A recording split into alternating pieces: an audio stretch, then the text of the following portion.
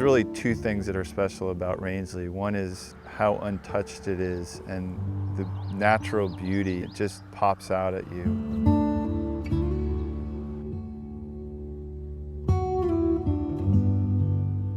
I hear this from a lot of people that, they come up from a week of work, and as soon as they pull into their driveway or they pull into the hotel, they're immediately relaxed when they get here.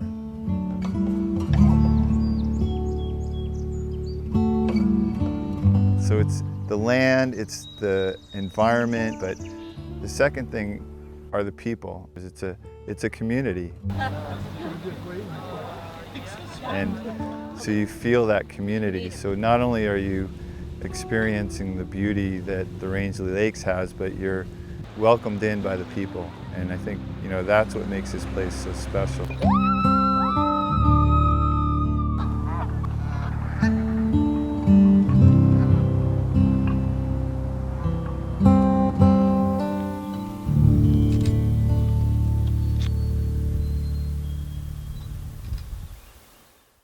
When we started out, we were very much interested in the land and conserving the land and making sure that we had preserved the environment for generations to come. The trust was actually started because Boise Cascade, which owned the mill in Rumford and owned the west shore of Cupsuptic and a mile on Mooselook, decided that they were going to develop that whole shore. We put together a small group of people who were on a friend's porch, and we basically said, gee, we wanted to preserve the characteristics of this area, and what could we do about it? One of my friends said, well, surely we know somebody who can stop this. And we decided we didn't know anybody. And another friend said, well, why don't we start a land trust? And so we conceived the Rangeley Lakes Heritage Trust. This was on a Saturday, and on Monday, I went and called on Boise Cascade and said, I'm the president of the newly formed Rangeley Lakes Heritage Trust, and we'd like to buy your land. We figured out then how to get enough of a grant from the Forest Legacy Project and do a couple of other things. So we ended up paying them what they would have gotten if they developed the whole area.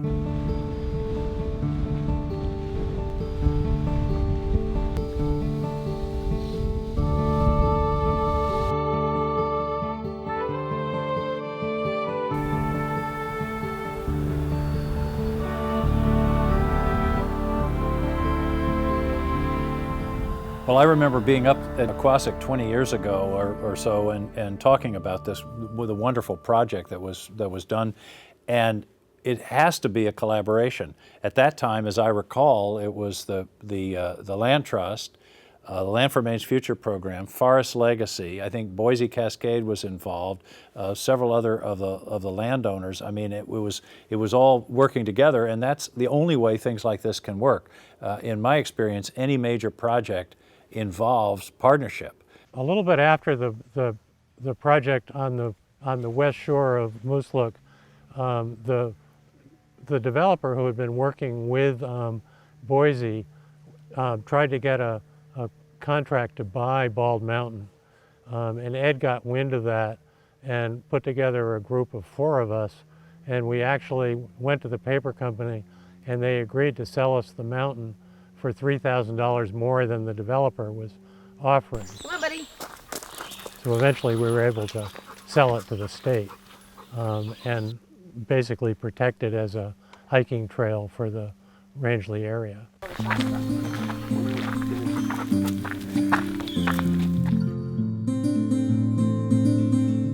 This land is your land. I'd like to use that comment a lot, and I think that a lot of the lands that we manage, whether they're in fee or in easements, it is for the benefit of the community, right down from the 7-acre parcel to the 1,200-acre parcel. There's something here for everybody. If a property is not accessible to the public because it's small and it's private, it doesn't mean that there's not a benefit. The benefit comes in the form of habitat, places for our wildlife to be.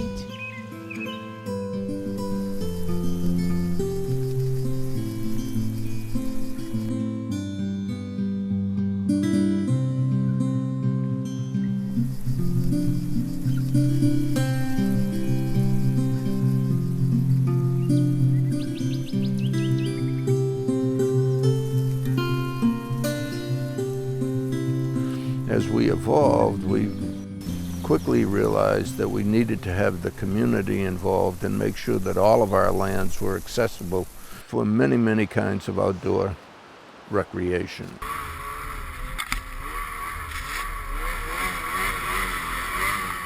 We have snowmobiles on our land right now. We have cross-country skiing on our land. We have all kinds of water sports that are on the lands that we've preserved. We also looked at the children of the community, and we were worried about the fact that the children in the summertime were spending most of their time indoors because their parents were working 24/7 in order to make a living. So we had kids who were being parked in front of TVs, and we didn't think that was the right thing to do. And so we expanded our operation and started a camp called EcoVenture.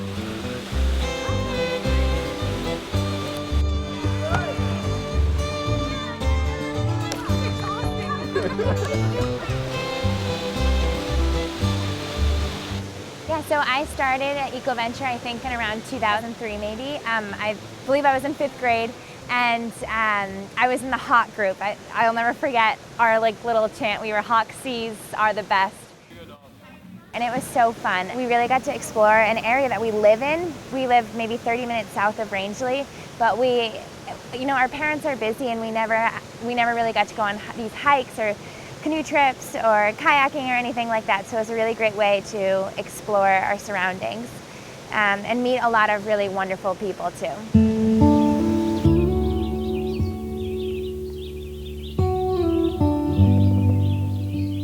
One of the very different things that our organization was involved in was the designation and subsequent funding of improvements under the National Scenic Byways program of the roadways that access and surround the Rangeley region.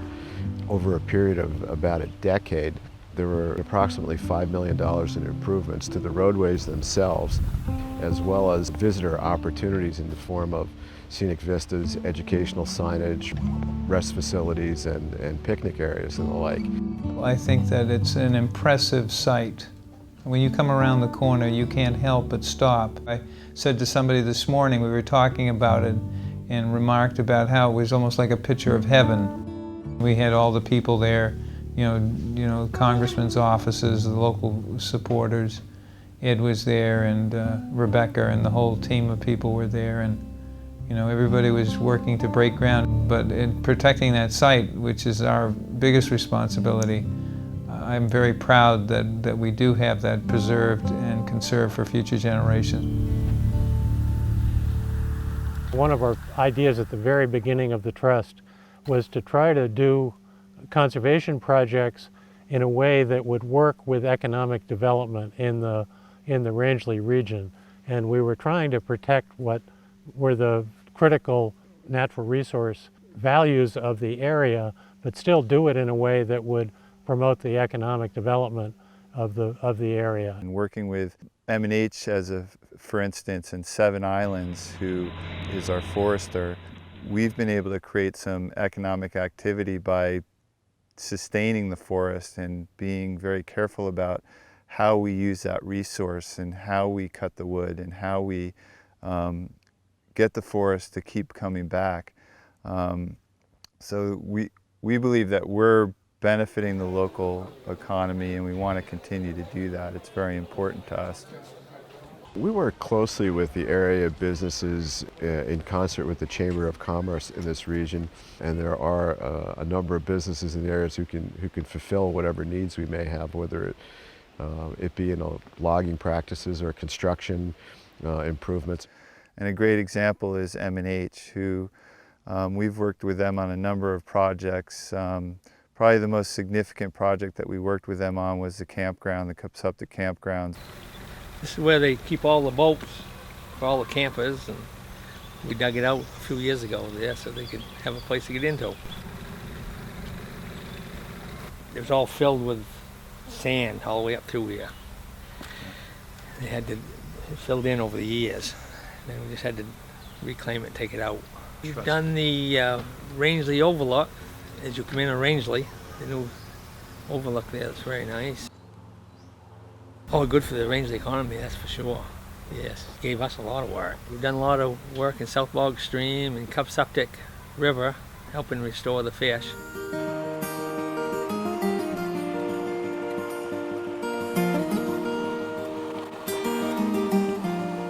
At certain times of year, and we say down in my office, we say from ice out to schools out, the local economy is highly dependent on the fishery resource here. We're at South Bog Stream, which enters the southwest end of Rangeley Lake, and at this spot and 6 other spots, the Maine Department of Inland Fisheries and Wildlife worked with the Heritage Trust on improving brook trout habitat in the stream.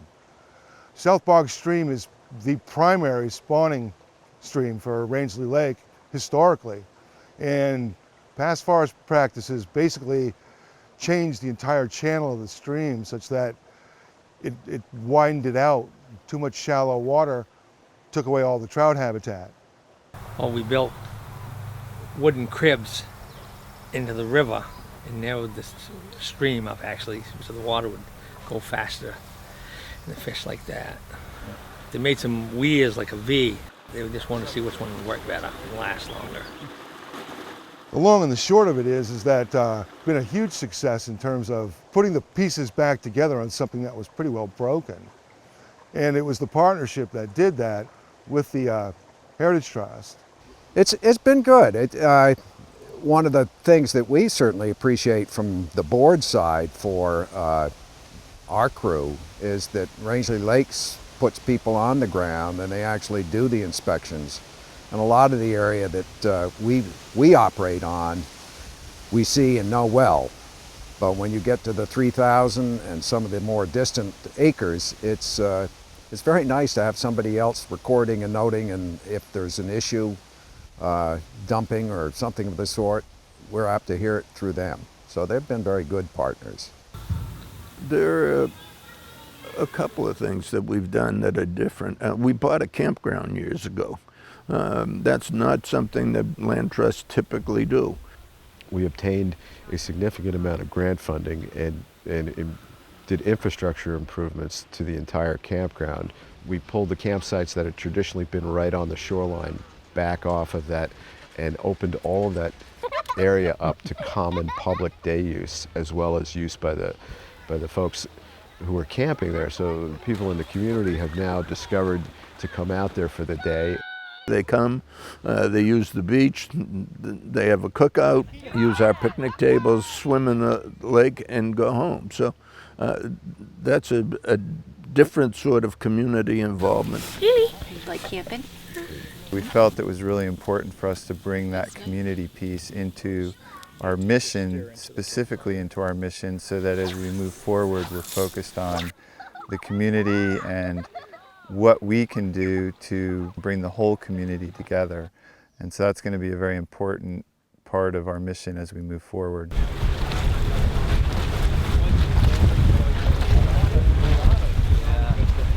We monitor currently 16 area lakes and ponds for 2 purposes. One is to assess and collect data on the long-term water quality trends of those water bodies. We'll compare what we're getting for surface temperature and oxygen readings. The second is we survey those to determine what are the native aquatic plant species that are inhabiting the lakes, and really to be vigilant and on the lookout for the presence or introduction of invasives to the water bodies, which can be devastating.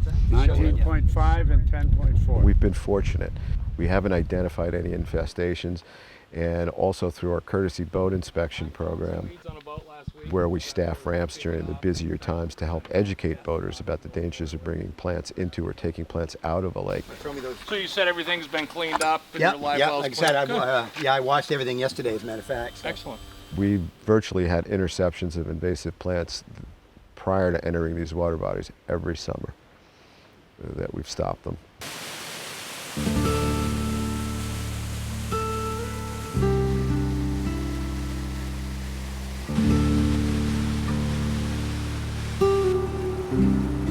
Having these special places is part of what is the building blocks for Maine's future. We're heading into a future where people are going to be able to work wherever they want. They're going to be able to live wherever they want and then keep their jobs with them. And so they're going to go to the nice places. And having the resources and the protection that the Land Trust has brought to that region in the long run is going to be an important economic asset as well as an aesthetic and environmental asset. I think all of us who love this area as much as it's possible to love a place, I think Rangeley Lakes Heritage Trust has done as much as it's possible to do to try to protect the essential quality of this area. They can get stuff done that nobody else can get done. A lot of projects they've done in town that they get done that a lot of people couldn't get done, the state, the towns, and they've come in and got them done. And I think there's a tremendous amount of talent, so I think that's key. That's a key, and we've got to recognize that key, because things aren't going to last if we don't have that local support and buy-in and really drive from the local community. For youth, their summer camp activities have been Echo Venture.